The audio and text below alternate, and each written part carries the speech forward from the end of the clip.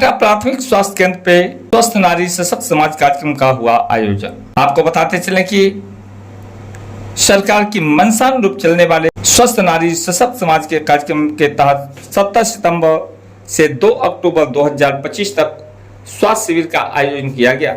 इस अवसर पर प्रधानमंत्री श्री नरेंद्र मोदी जी के जन्मदिन बड़े ही धूमधाम से मनाया जाएगा। कार्यक्रम के मुख्य अतिथि हाटा के स्थानीय विधायक मोहन वर्मा तथा नगर पालिका अध्यक्ष रामानंद सिंह रहे। उक्त कार्यक्रम में विश्व हिंदू परिषद के लाल बच्चन सिंह, मंडल अध्यक्ष मुंशी सिंह उपस्थित थे। वहीं सामुदायिक स्वास्थ्य केंद्र के प्रभारी अमित गुप्ता, डॉक्टर बी प्रसाद, डॉक्टर अजय सिंह, डॉक्टर ऋचा सिंह एवं स्वास्थ्य विभाग के सभी कर्मचारीगण मौजूद है, जिसे आप स्क्रीन पे साफ साफ देख सकते हैं कि किस तरीके से यहाँ कार्यक्रम की शुभारंभ हुई। प्रस्तुत है हाटा से श्रीनिवास तिवारी की खास रिपोर्ट।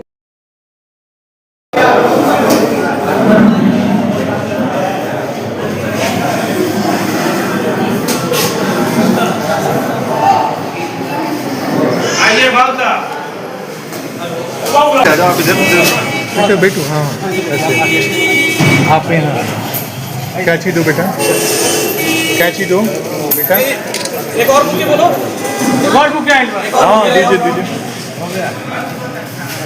हाँ दे दीजिए। सर कैची कैची काटना है। पकड़िए। अब आप पीछे हो जाइए, आगे अंदर आ जाओ आ जाओ।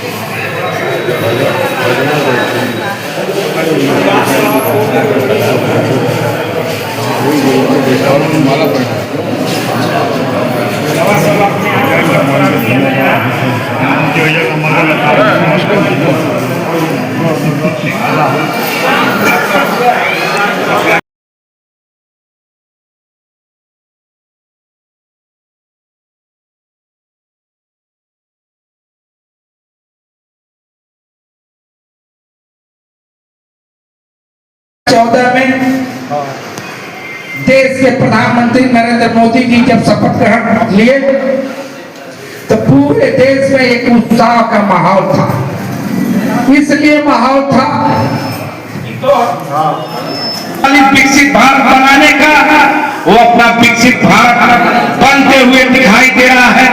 2014 से और आज तक अपने देश के प्रधानमंत्री कभी थके नहीं, कभी रुके नहीं और आज चलते हुए अपने देश के नाम रोशन भी कर रहे हैं। और मैं ऐसे व्यक्ति का दिन में उपस्थित हम लोग हुए कि हम लोग भी धन्य हो गए। और उनकी जो 2047 के मिशन जो उन्होंने ठाना, वो हम और आप मिशन को कामयाब बनाने के लिए पूरा सहयोग करना पड़ेगा।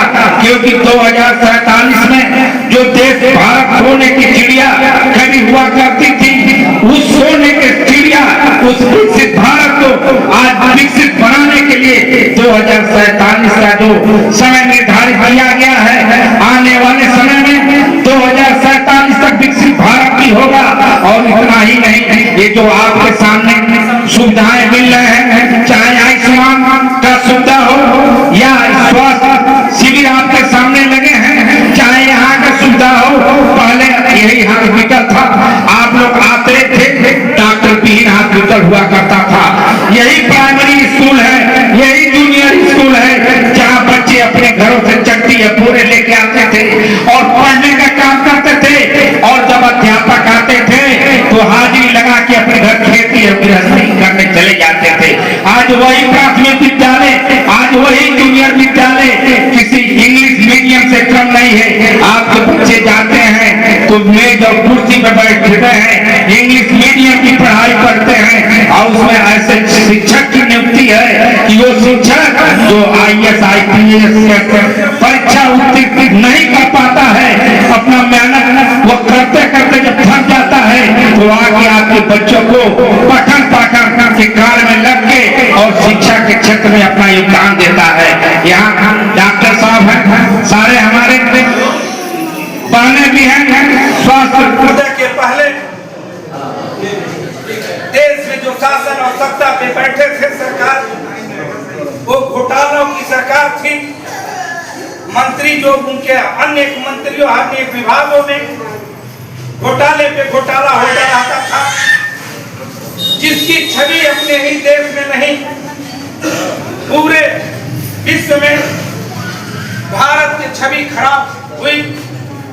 जिसमें आप लोगों ने देखा होगा कि अपने देश से कोई प्रधानमंत्री विदेश में जाते थे, अंतर्राष्ट्रीय हवाई अड्डों पे उनके कपड़े उतरवाए जाते थे।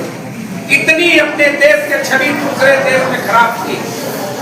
लेकिन धन्य है, जब 2014 के बाद देश के प्रधानमंत्री नरेंद्र मोदी जी ने जब शपथ ग्रहण किए, तो जो वो उत्साह देखने को मिला, वो उत्साह दिन पे दिन बढ़ता गया। चाहे मात्र शक्तियों के रूप में, चाहे मात्र शक्ति को आरक्षण देने के रूप में, चाहे राशन या आवास में मुखिया के रूप में, चाहे आयुष्मान कार्ड के रूप में, चाहे सौभाग्य योजना के रूप में, चाहे अन्नपूर्णा योजना के रूप में, जब देश की छवि पूरे देश ही नहीं पूरे विदेश में जब अपने देश के प्रधानमंत्री जाते हैं, वहां के राजाध्यक्ष पल के बिछा के उनका स्वागत करते हैं और अपने देश का जो नाम रोशन करने का काम देश के प्रधानमंत्री जी द्वारा किया गया। आज ये परिस्थिति बन गई है कि विपक्ष में कोई रह ही नहीं गया, विपक्ष के मुद्दे विहीन हैं। आप देखे होंगे एक मुद्दा एक नया लेके मुद्दा लोग चल रहे हैं, वोट चोरी का। भैया मेरा वोट चोरी है तो आप कैसे वोट चुरा के डाल लेंगे? अब कुछ नहीं बचा। 2024 में संविधान की बात उन्होंने छेड़ा कि संविधान का खत्म कर देंगे लोग। की सरकार कह रही है कि 70+ का मैं आयुष्मान कार्ड हर प्राथमिक स्वास्थ्य केंद्र पे बन रहे हैं। आशा कर्मी बना रही है, वो स्वास्थ्य कर्मी आपको जब 70+ का बना रही है तो 5 लाख का इलाज निःशुल्क होगा। इसलिए मैं यहाँ जो 70+ के व्यक्ति भी आए होंगे, मैं डॉक्टर साहब से मैं कह देना चाहता हूँ कि जो आपके क्षेत्र में आशा बहने हैं उनको अवगत करा दीजिए। जो गाँव में ऐसे व्यक्ति उनको मिले कि जिनका 70+ हो, उनको एक बार आयुष्मान कार्ड उनको जारी कर दीजिए, क्योंकि उनके स्वास्थ्य में संबंधित अगर कोई दिक्कत हो तो वो बेहिचक किसी भी हॉस्पिटल में जाकर 5 लाख का इलाज करा सकते। मैं ज्यादा आप लोगों का समय नहीं लूंगा। मैं पुनः यहाँ उपस्थित समस्त मातृशक्ति नौजवान साथियों, माताएं बहनें, मैं सबका इस 75वें देश के प्रधानमंत्री नरेंद्र मोदी जी के जन्म दिवस के अवसर पे अभिनंदन वंदन करते हुए उत्तर प्रदेश के मुखिया 2017 के पहले उत्तर प्रदेश गुंडा और माफियाओं के नाम से जाना जाता था, आज उत्तर प्रदेश विकसित उत्तर प्रदेश के नाम से जाना जा रहा है। इसलिए मैं अपने प्रदेश के मुखिया योगी आदित्यनाथ जी को भी मैं धन्यवाद देना चाहता हूं कि अभी हमारे साथी कह रहे थे कि आज माताओं बहनों के अंदर किसी भी प्रकार का डर और भय नहीं है। चाहे 12 बजे रात हो, चाहे 12 बजे दिन हो, आज डर और भय नहीं है। घरों से निकलती है तो उन्हें विश्वास होता है कि आज प्रदेश के मुखिया योगी आदित्यनाथ जी है, अगर हाटा में कोई छेड़ने का काम करेगा तो सुकरौली और भाड़ा जाते जाते वो व्यक्ति ढेर हो जाएगा। इस आशा विश्वास के साथ हमारे और आपके घर के बहू बेटियां बाहर भीतर निकल रही हैं, उन्हें समय का कोई प्रतिबंध नहीं है। इसलिए मैं अपने प्रदेश के मुखिया योगी आदित्यनाथ जी को भी धन्यवाद देना चाहता हूँ। इसी के साथ देता बाड़ी को विराम, वंदे मातरम। जैसे